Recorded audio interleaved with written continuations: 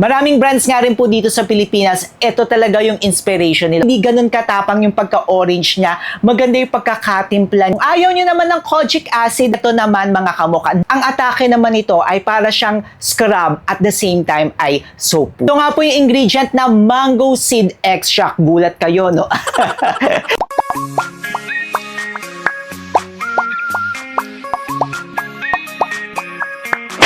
Hi mga kamukha!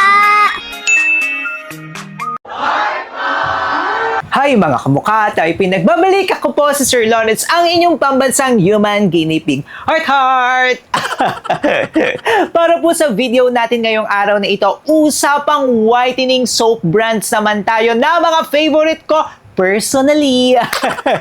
Personally yan mga kamukha, disclaimer yan. Ibig sabihin mga nagustuhan ko through the years. Katulad nga po ng lagi nating sinasabi dito sa ating channel, wag lamang po tayong aasa sa isang produkto. It must be combination of different products, panglabas at pangloob. So aside na umiinom po tayo or nagtitake tayo ng supplement, kailangan may skincare routine nga rin po tayo. At parte nga po dapat ng ating skincare routine ay ang paggamit ng mga soap or whitening soap in particular. Kung gusto nyong magpaputi ha, pero kung ayaw nyong magpaputi, kayo yung bahala dyan mga kamukha, walang pakialamanan. Number 1 nga rin po na standard natin dito sa ating channel, hindi nga rin po tayo nagre-review ng mga hindi FDA registered or FDA notified na mga produkto. At yung mga brands po na sasabihin natin ngayong araw na ito ay FDA notified po sila dito sa Pilipinas. Ibig sabihin po niyan FDA compliant sila. Simulan na natin mga kamukha. Una sa ating listahan ng favorite na whitening soap brand, walang iba kundi ang...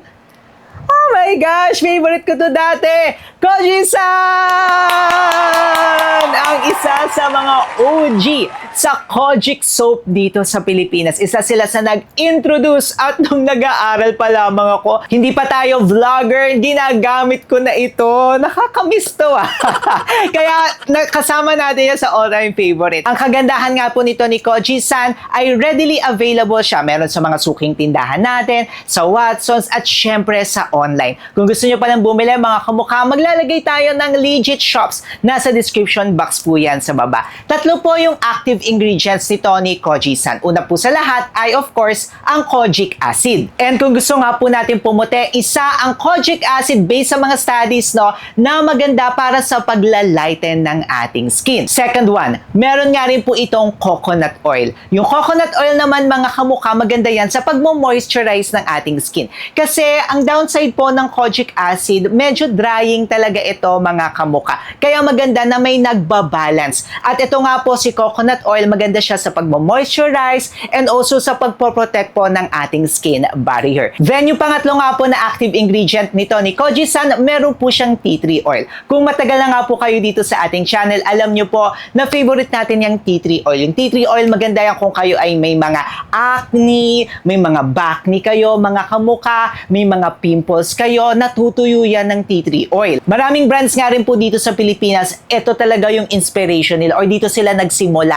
Tapos, ayan, dinadagdagan na lang po nila yan ng mga ingredients nila or ibang mga active ingredients. Ang downside nga lang na nakikita ko po dito kay Kojisan ay nag-o-orange talaga siya. Once basain nyo siya or gamitin nyo siya, nag-o-orange talaga. Yan lamang yung downside niya. Pero okay na okay yan, nagustuhan ko to. Matagal ko nga po itong ginamit at may basbas ito ni Sir Lawrence. Susunod naman po sa ating listahan ng favorite na whitening soap brand, walang iba kundi ang... Ito nahihirapan akong basahin lagi ito.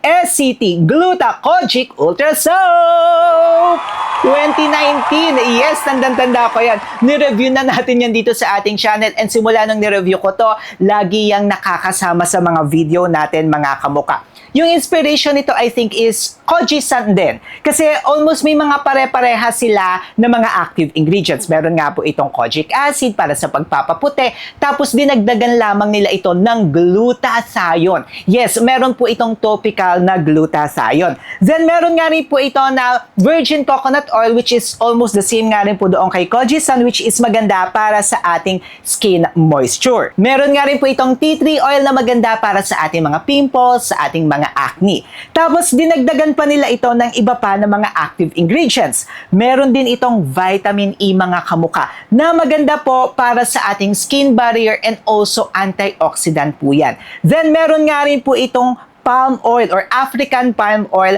na maganda para sa ating skin barrier din and pagmo-moisturize or hydrate ng ating skin. Alam nyo, after ng Kojisan, ito talaga yung sumunod na naging favorite ko.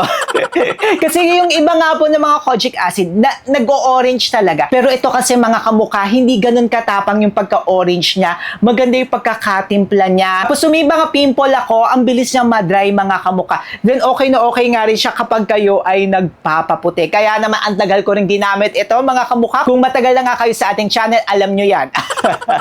Isunod na nga rin po natin sa listahan ng favorite natin na whitening soap brand. Walang iba kundi ang Silka Green Papaya Soap! Aba, ito naman, bago lang natin ito na review mga kamuka at nagustuhan ko talaga. So, katulad nga nung sinabi natin doon sa ating review video, by the way, kung gusto nyo pong manood ng ating review video, maglalagay na lang tayo sa description box sa baba. According nga po sa studies, mas potent po sa pagpapaputi ang green papaya if i-compare po natin sa orange papaya. Kaya nagustuhan natin yan mga kamuka. Kung ayaw nyo naman ng kojic acid as main ingredient, ito naman mga kamuka, natural naman siya, green papaya. Tapos may mga iba pa silang dinagdag dyan. Meron nga po itong vitamin E na antioxidant at maganda po para sa pagmo-moisturize ng ating skin and also D-panthenol. Si D-panthenol magkakamukha, maganda po yan sa pagre-reduce ng skin itching, pangangate, and also maganda siya para sa pagmo-moisturize din ng ating skin. Ayan naman mga kamukha, kakaiba naman ito, nagustuhan ko rin ito at may basbas. Pati yung lotion nila mga kamukha, meron tayong separate video niya, nagustuhan din po natin yan. And kung gusto nyo nga po yan, bili kayo mga kamukha, meron yan nasa description box sa baba. Next naman po sa ating listahan ng favorite na whitening soap brand, walang iba kundi ang G21 na Golden Dust!